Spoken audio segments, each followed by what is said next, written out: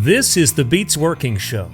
We're on a mission to redeem work, the word, the place, and the way. I'm your host, Mark Wright. Join us because getting paid to practice beats working to get paid.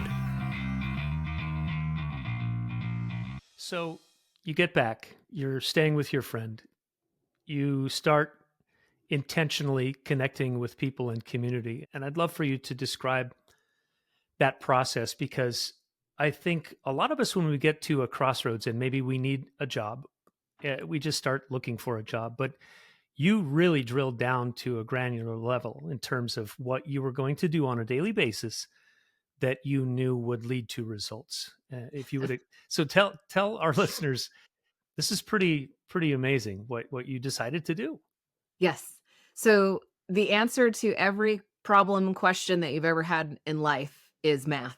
I grew up asking, what on earth am I going to do with this? Why do I need to know math? Well, I learned math is the answer to every question that you've ever had. And here's why. When I moved here, I had nothing.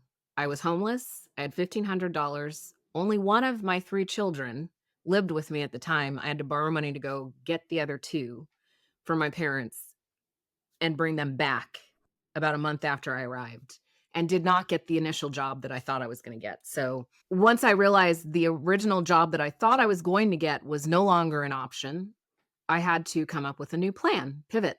The plan was simple: have many curiosity conversations to identify what opportunities exist and figure out how to solve for these problems around I have no home, I have no car, my kids need to go to school, I need a job, all the things. So math. I set metrics for myself. This is how we all, we wander around wondering, why is this not working? Well, it's simple. If we conducted our lives, you, me, the CEO of You Incorporated, and we use the same techniques and tactics that we do in business, what gets measured matters. So I've identified what are my priorities. I prioritized. I have to find a job, a place to live, get my kids in school, and get a car. That was my focus. Well, how am I going to do that? I'm going to create metrics. So curiosity conversations. I will have 3 conversations with strangers every day. That was not hard because I only knew one person. Everyone was a stranger. I had so many opportunities, and I had set this metric for 3 people. So if I got to 5 o'clock in the afternoon and I'd only talked to one person that day, I'm at the grocery store talking to strangers. I'm at restaurants. I'm on sidewalks, and we're in Seattle. The Seattle freeze is real. And here I am just walking up to strangers, talking to them. Who's this crazy woman? I know. I'm at bars and they're like, she's hitting on me. No, I'm not. I have no interest in you. I just need to figure so I'd have curiosity conversations, and the goal was simple: have 3 curiosity conversations a day, talk to 3 strangers a day. My math formula for success at that point in time was I will talk to 3 strangers a day. I will make sure that I commit to identifying what's important to them and remember their name. And then make sure that I get these 3 priorities around a job, a place to live, and schools for my kids woven into the conversation somehow. So that was the framework. And then I'm going to go to 2 in-person events, 1 to 2 in-person events a week. That was my math formula. So measuring success was very simple. Did I talk to 3 people that day? Yes. Great. No. Well, tomorrow I need to talk to 4. And how am I going to do that? That's the measuring success piece. That's math. Plain and simple. The art of curiosity multiplied by math equals success. So I'd have curiosity conversations with strangers. And just to be clear, these curiosity by definition conversations, you're focusing on them, right? Yes. And so yes. that's the beauty of the formula, right? Because Yes. when I find this all the time, when people take a genuine interest in you, you can tell, you can feel it, and it feels good, doesn't it? Yeah, it does. And it feels good for both people because I'm meeting new people with the possibility of friendship and a relationship. And I have my bonus daughter is in the middle of my 3 girls. And almost all of my kids have worked for my friends who own a restaurant business here in the local area, and they say every place I go, people are like, "Hey, I loved your prom dress," or "Your mom is so great. Tell your mom hi." It's because of those curiosity conversations that I was able to build the life of my dreams. But at some point in time, I had to get curious and create relationships. I always go into conversations at work, personally, to understand who is this person, what is important to them, and what is the best way to be in service to them? How can we work together to create magic? And when you do that, magic is exactly what you get. So I'd have those conversations. I remember this one particular gentleman, which if I got paid for the business deals that he created as a result of our relationship, I wouldn't need to work anymore. But I remember the first time I met him, we were sitting in a restaurant at a bar and he was waiting for a friend and I'm just chatting with him. He had no idea that 2 years later I'd introduce him to one of the most important missing pieces of his business, and they would both get incredibly rich off of that introduction. Wow. But he thought, "Oh god, this lady's hitting on me." No, I'm not. I just wanna know who you are, what's important to you, where do you come from?